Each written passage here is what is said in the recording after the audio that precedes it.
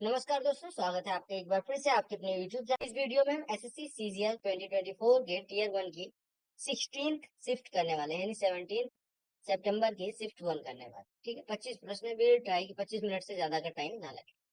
पहले प्रश्न में क्या कहा गया, at what angle is the arc length half of the perimeter of the circle. देखो, आपको मैं बता दूं कि थीटा एंगल अगर कोई आर्क बनाता है तो उसकी लंबाई होती है theta upon 360 into 2 pi R, right. सबको पता होगा। तो आपसे कहा कि आर्क की लंबाई हाफ ऑफ पेरीमीटर हो, यानी कि ये जो लंबाई हो एल, जो theta upon 360 into 2 pi R, ये किसके बराबर हो? हाफ ऑफ पेरीमीटर यानी पाई आर के बराबर। This value must be equal to pi R, right. यहाँ से आप थीटा कैलकुलेट कर सकते हो, बस काम खत्म हो गया। तो यहाँ से पाई आर काट दो। आपने कहा ये कटा होगा 2 से 360 कटा 180, यानी थीटा अपॉन 180 बराबर 1, तो थीटा बराबर 180 डिग्री हो गया। एक शॉपकीपर ने 2 आइटम आरुषि को बेचे। कॉस्ट प्राइस 20,000 थी, इस पे 10% का प्रॉफिट। 72,000 कॉस्ट प्राइस जिसका था, उसपे 20% प्रॉफिट, और 300 रुपए का मोबाइल कवर था, इस पे 12% का प्रॉफिट। तो कहा गया कि टोटल प्रॉफिट कितना मिला? 20,000 पे 10%, 2,000 रुपए का। 7200 का 20% कितना? 1%। इसका 10% कितना हो जाएगा? मतलब 72,000 का 10% 7200, तो 14,400 20%। ऐसे इसका 12% कितना हो जाएगा? 300 का 1%, 3, तो 12% 36। तो 14,400, 200, 16,400 और 36 और जोड़ दो। क्योंकि सिंपल इंटरेस्ट 7200 रुपए पे 3 साल के लिए 16% की दर से 9600 रुपए पे X% प्रति ब्याज, मतलब वार्षिक ब्याज की दर से 4 वर्ष के साधारण ब्याज के बराबर। यानी कि 7200 रुपए पे 3 साल के लिए 16% की रेट से जो सिंपल इंटरेस्ट है, वो 9600 रुपए पे X% की रेट से 4 साल के ब्याज दर के बराबर, मतलब ब्याज के बराबर है। तो एक्स की वैल्यू क्या होगी दोनों केस में? Simple interest. तो 7200 पे 3 साल के लिए 16% की रेट से सिंपल इंटरेस्ट कितना हो जाएगा? PRT by 100। ऐसे इधर भी हो जाएगा 9600 गुणे एक्स इंटू 4/100, राइट। 100 कट गया। आपने कहा 2400 से काट दो, 3600 से काट दो। आपने कहा 2400 से कटेगा, तो 24 तिया 72, तो 24 चौका 96, 4 4 16, 16 से कट गया, यानी एक्स इधर बचा, 3 तिया 9 इधर बचा, राइट। ये जो पाई चार्ट है वो क्या दिखाता है? एनुअल एग्रीकल्चर प्रोडक्शन दिखाता है 8600 टन। तो आपको बताना है कि राइस का एनुअल प्रोडक्शन क्या है। आपको राइस क्या दिख रहा है? 25%, यानी जितना भी प्रोडक्शन हो रहा है उसका 1/4 राइस हो रहा है। तो 8600 का 1/4 कितना हो जाएगा? 2150। तो आगे find the measure of central angle of a sector with its area 160 and radius 8। देखो, आपको पता है कि measure of central angle of a sector, देखो ये है वृत्तमान, ये अगर थीटा कोण है तो आपको क्या निकालना है? थीटा की वैल्यू। आपको क्या दिया गया? इसका क्षेत्रफल 16 पाई और रेडियस 8। आपको पता है थीटा कोण बनाने वाले वृत्तखंड का, यानी सेक्टर का एरिया कितना होता है? Theta upon 360 into pi R square, right. और ये बराबर कितना दिया गया? 16 पाई, राइट। तो आपने कहा यहाँ से सब काम बराबर हो गया, पाई से पाई कट गया, और आर की वैल्यू 8 है, तो 8 के स्क्वायर 64, तो ये 16/64 हो जाएगा। यानी थीटा अपॉन 360 बराबर 1/4, यानी थीटा बराबर 360/4 हो जाएगा। ताकि किस वैल्यू के लिए इसका कोई हल नहीं होगा। देखो, आपको दो इक्वेशन का क्लियर बता दूं, a1x plus b1y plus c1 is equal to 0, और another equation is a2x plus b2y plus c2 is equal to 0। इसका कब कोई सोल्यूशन नहीं होगा? जब a1/a2 is equal to b1/b2 not equal to c1/c2। तो हमने कहा k x का गुणांक k/7 बराबर y का गुणांक क्या है? 15/21 बराबर 7/-19। अब ये बराबर नहीं है, ये तो अलग चीज हो गया। आपको पता होना चाहिए इसका कोई हल नहीं होने के लिए a1/a2 बराबर b1/b2 हो जाए, और नॉट इक्वल टू c1/c2, यानी कि k/7 बराबर 15/21। तो हमने कहा 7 या 21, तो k बराबर कितना हो गया? 15/3, यानी कि 5 हो गया। ठीक है। तो अगर कंपनी में सारे एम्प्लॉयज को इक्वल वेजेस मिलता है, अगर नंबर ऑफ एम्प्लॉयज को 20% से बढ़ा दिया जाए और उनकी वेजेस 18% घटा दिया जाए, तो कितना डिक्रीज होगा? देखो, आपको पता है कि जो टोटल वेजेस होगा, यानी कि टोटल जो मजदूरी होगी, वो बराबर होता है number of employees into wage, मतलब एक व्यक्ति का वेजेस। आपने कहा अगर एक चीज को इसमें से बढ़ाया जाता है और दूसरी चीज को घटाया जाता है, तो वेजेस पे क्या अंतर आना चाहिए? कोई चीज X% बढ़ाएगी, लाइक मैं कहता हूँ लंबाई को X% बढ़ा दिया जाए, चौड़ाई को Y% कम कर दिया जाए, तो आप रिजल्टेंट क्या कहते हैं? आप कहते हैं एक्स और वाई का सक्सेसिव। सिमिलरली यहाँ पे हो जाएगा कि अगर एक 20% बढ़ाएगा, दूसरा 18% कम, तो 20% बढ़ा तो 18% कमी का सक्सेसिव निकालेंगे। आप कहेंगे 20 minus 18 X minus Y minus X Y by 100 minus 3.6। ठीक, तो आपने कहा 20 माइनस 21.6, यानी कि 1.6 माइनस का 1 माइनस का मतलब 1.6% की कमी। सिंपल सी बात। पाइप ए और बी की बात की गई। पाइप ए जो है किसी टंकी को 15 घंटे में भर सकता है। सिमिलरली पाइप बी है वो 25 घंटे में भर सकता है, जबकि सी जो है वो 40 घंटे में खाली कर सकता है। तो हम इसमें माइनर लिख रहे हैं। अगर तीनों को खोल दिया जाए लेकिन ए को 5 घंटे बाद बंद कर दिया जाए, यानी ए इज क्लोज्ड आफ्टर 5 आवर्स, तो टंकी का remaining part, how many hours will the remaining part of the tank be filled. अब आप सबसे पहले 15, 25 और 40 कैल्शियम, 15 और 25 कैल्शियम कितना हो जाएगा, आप कहेंगे 75। 75 और 40 कैल्शियम कितना हो जाएगा, 300। हम मान लेते हैं 300 लीटर टंकी की ढालता है, तो 15 घंटे में 30, 300 यानी कि 1 घंटे में 20, 25 घंटे में 300, 1 घंटे में 12 और 40 घंटे में 300, 1 घंटे में। और वैसे 600 एलसीएम होगा, लेकिन हम 7.5 300 लेके चल रहे हैं, ठीक है। ले तो 100 भी सकते हैं, कोई बात, ठीक है, 600 होना चाहिए। तो आपने कहा अगर ए बी और सी तीनों खुले, ए 20 भरेगा, बी 12 भरेगा, दोनों मिलकर 32 भर देंगे, लेकिन ये भाई साहब सी भाई साहब 7.5 कम कर दिया जाएंगे, यानी कि 24। अगर ए बी सी तीनों एक साथ काम करेंगे तो ए और बी तो पॉजिटिव वाला काम करेंगे, सी निगेटिव वाला, यानी ए बी सी मिलकर 1 घंटे में 24.5 भरेंगे। अब कहा कि 5 घंटे तक ऐसे काम होता है, तो 5 घंटे तक काम हो जाएगा, तो 5 घंटे में कितना भर जाएगा बताओ, 122.5 लीटर भर जाएगा, यानी कि 300 लीटर में से 122.5 लीटर भर जाएगा, तो बचेगा कितना, आप कहेंगे 177.5 लीटर बचेगा। और अब कौन बंद हो चुका है, ए भाई साहब को बंद कर दिया गया, यानी बचा कौन, बी काम कर रहा है और सी काम कर रहा है। अगर बी काम करने जाएगा तो 12 लीटर भरेगा, सी 7.5 1 घंटे में निकाल देता है, तो दोनों का डिफरेंस 4.5, 5.5, 4.5 या 5.5, आपने कहा 4.5, यानी इतना भरना है, रिमेनिंग पार्ट यही है, इसको 4.5 से भरना है, तो कितना टाइम लगेगा, 2 से गुणा कर दो, 177 दूना 300, कितना हो जाएगा, 17 दूना 34, 354 और 1 355/9 हो जाएगा। तो 9 से काटेंगे, 360 होता तो 40 बार जाता, 5 कम है यानी 39 जाएगा, 9 से 5 कम, कितने घंटे लगेंगे, यानी आपने निकाला कि कितना भर चुकी है, भरना कितना डिवाइडेड बाई 1 घंटे में कितना भरा जाएगा, सिंपल सी बात। सरकमफ्रेंस देखिएगा, क्या कहा गया कि सरकमफ्रेंस एक सिलेंड्रिकल वेसल की बेस की 44 सेंटीमीटर, तो सिलेंड्रिकल वेसल अगर है, इस तरह से सिलेंड्रिकल वेसल होता है, ठीक है, ये सिलेंड्रिकल वेसल है मान लो, ठीक है, ये थोड़ा सा ऐसे। अब आपने कहा कि अगर मान लो कि इसका बेस रेडियस आर हो और इसकी हाइट एच हो, आपने कहा इसका बेस का पेरीमीटर क्या हो जाएगा, सरकमफ्रेंस क्या हो जाएगा, 2 पाई आर, ये बराबर दे देगा 44, ये 44/7 गुणे आर बराबर 44, यानी आर बराबर कितना हो गया 7। आपको आयतन निकालना, पाई आर स्क्वायर एच, तो पाई गुणे आर स्क्वायर और गुणे एच निकालना है। पूछा ये तो कहता है कितने लीटर पानी होल्ड कर सकता है, यानी आयतन निकालना था। आपने कहा 7 से 7 कटा, 22 का 25 में गुणा 550, 7 3850, एक के बाद 3 जीरो, इतना सेंटीमीटर क्यूब लगा दो तो ये 1 लीटर होता है, ये कितना लीटर हो जाएगा। ये ग्राफ पढ़ो होता है, तो जो ग्राफ है वो पी क्यू आर, 3 उत्पाद है जो 4 कंपनियों द्वारा बेचे गए, उनका आंकड़ा दिया गया। पी क्यू आर का देखो, ए कंपनी कितना बेचते हैं, बी कंपनी, सी कंपनी और डी कंपनी कितना बेचते हैं।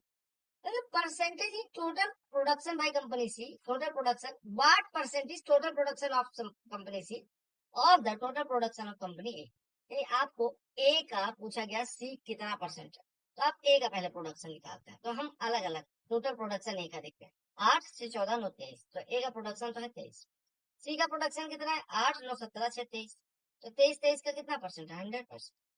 एक्स अगर ग्रेटर देन 1 है तो आपको इसकी वैल्यू निकालनी, एक्स ग्रेटर देन 1 क्यों दिया गया, पहले देखो, x square plus 1 x square अगर 83 हो तो मैं कह सकता हूँ एक्स माइनस 1/x कितना हो जाएगा, अंडर रूट में 83 माइनस 2 यानी कि 9।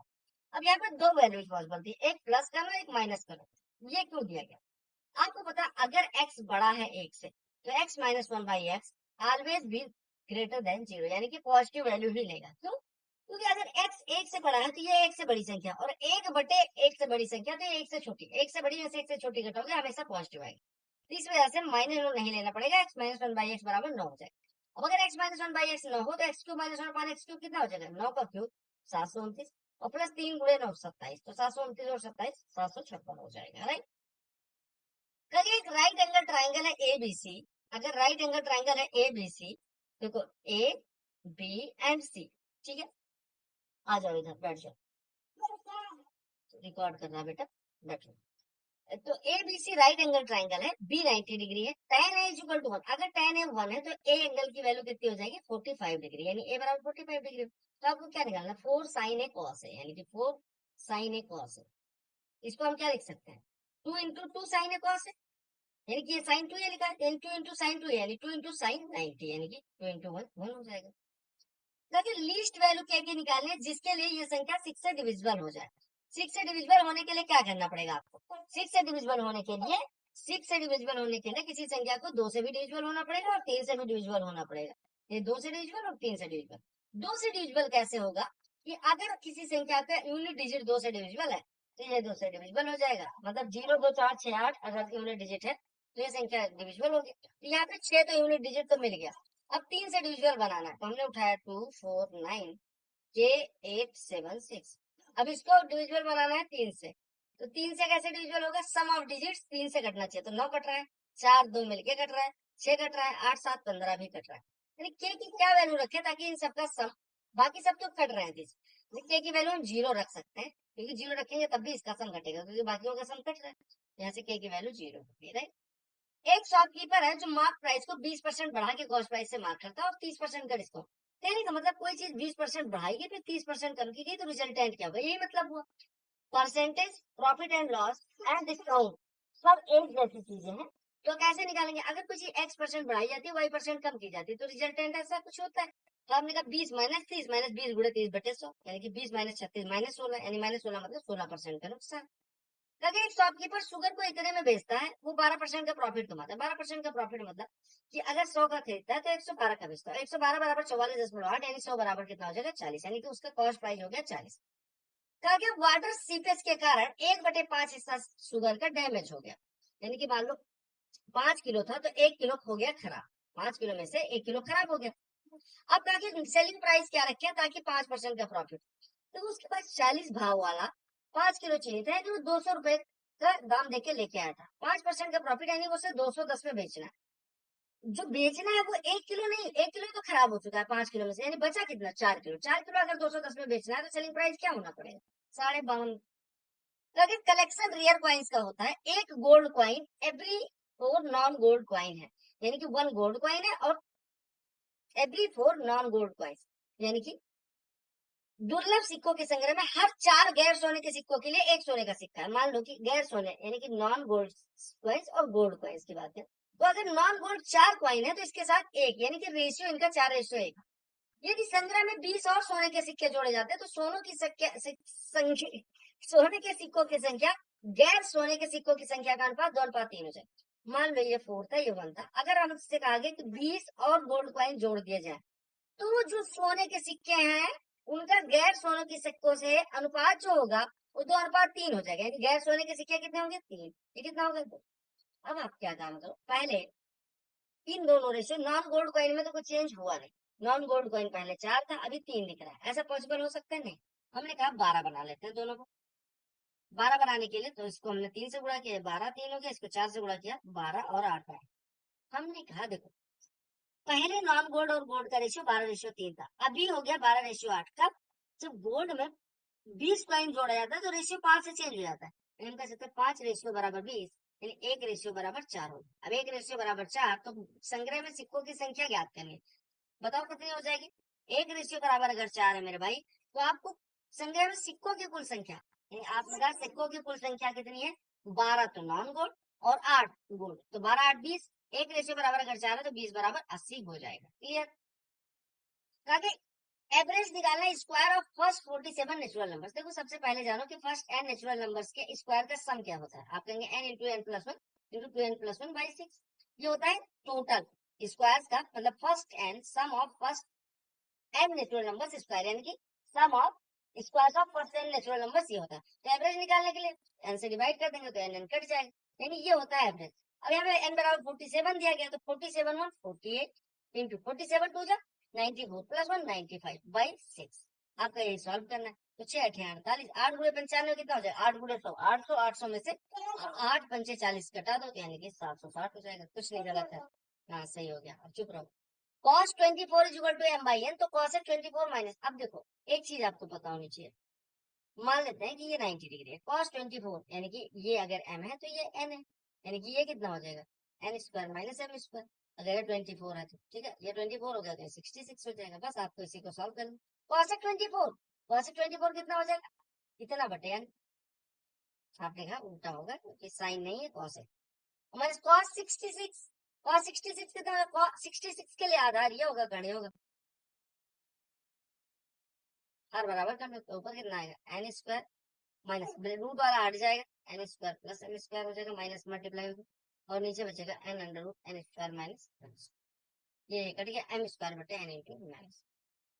अक्षरा और सिद्धार्थ पी से क्यू तक ट्रेवल करते हैं a distance of 72 kilometre at a rate of 8 and देखो पी ये है क्यू ये है, ठीक है, ये है अक्षरा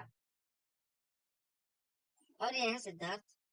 ये भाई साहब चलते हैं, अक्षरा चलते हैं 8 के स्पीड से, ये भाई साहब चलते हैं 10 के स्पीड से। सिद्धार्थ जो है वो कौन पहले पहुंचेगा, सिद्धार्थ, क्योंकि 10 इसकी स्पीड है तो सिद्धार्थ 10 की स्पीड से यहाँ पहुंच गया। अब पहुंचने के बाद ये वापस आता है, ठीक है, और फिर अक्षरा को आर पे मिलता है। देखो आप सबसे पहले समझो कि अगर ये दोनों मूव करना शुरू करेंगे तो ये सबसे पहले यहाँ क्यू तक कौन पहुंचेगा, भाई साहब 72 किलोमीटर 10 की स्पीड से कितने घंटे लगे, 7.2 घंटे, यानी 7.2 आवर्स में भाई साहब यहाँ पहुंचे। 7.2 आवर्स में अक्षरा भी यहाँ मान लो पहुंच गई थी, अक्षरा यहाँ पहुंच गई थी। अक्षरा कितना दूरी तय करेंगे, देखो अक्षरा कितना दूरी तय करेंगे 8 की स्पीड से 7.2 घंटे में, 56 एक 57.6। अब देखो स्थिति क्या है, 7.2 घंटे बाद यहाँ पे है सिर्फ और यहाँ पे है अक्षरा। इन दोनों के बीच की दूरी 72 थी, 57.6 ट्रेवल हो चुकी है, यानी अभी इनके बीच की दूरी कितनी है 14.4 और 14.4 को अब ये अक्षरा इधर 8 से बढ़ेंगे, सिद्धार्थ इधर 10 से बढ़ेंगे, लेकिन 10 और 8, ठीक है 10 से 8, और देखो 10 से 8, 10 से 8 मान लो, देखो 10 से ये इधर आ रहे हैं, 8 से ये, यानी कि 18 इनकी रिलेटिव स्पीड हो जाएगी क्योंकि आमने सामने चल रहा है। 18 की स्पीड से 14.4 किलोमीटर ट्रेवल करने में कितना टाइम लगेगा, 0.8, 0.8, यानी कि 0.8 आर दूर आर बिंदु पे ये दोनों मिले। 0.8 आर अगर है तो आपने कहा ये दूरी कितनी हो जाएगी, अरे 8 के स्पीड से 8 के स्पीड से अक्षरा 0.8 आर में कितना चलेंगे 6.5, तो 57.6 इतना था, इतना 57.6 था, ये 6.4 है, यानी दोनों मिलकर कितना हो जाएगा 57, 36, 64। सिंपल सी। अब एग्जाम में कैसे करना, एग्जाम में आपने ऐसे ड्रॉ किया 72, देखो 7.2 घंटे में इनके बीच की दूरी कितनी बचेगी, 7.2 घंटे में ये कितने चलेंगे 57.6, यानी बचेगा इनके बीच की दूरी 14.4, 14.4। अब ये 8 से इधर चल रही है 10 से, तो ये 18 हो जाएगा, अरे 18 तो ये हुआ।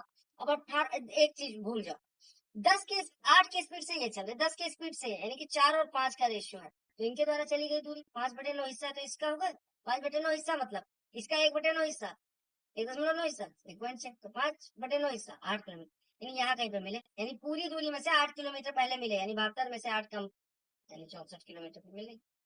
इसको सिंप्लीफाई करने कैसे करेंगे, आप डिवाइड कर दो तो 1/6 इंटू 9 हो जाएगा, इंटू 2/3 हो जाएगा, और मल्टीप्लाई बाय 18 प्लस 5 लिख देते हैं।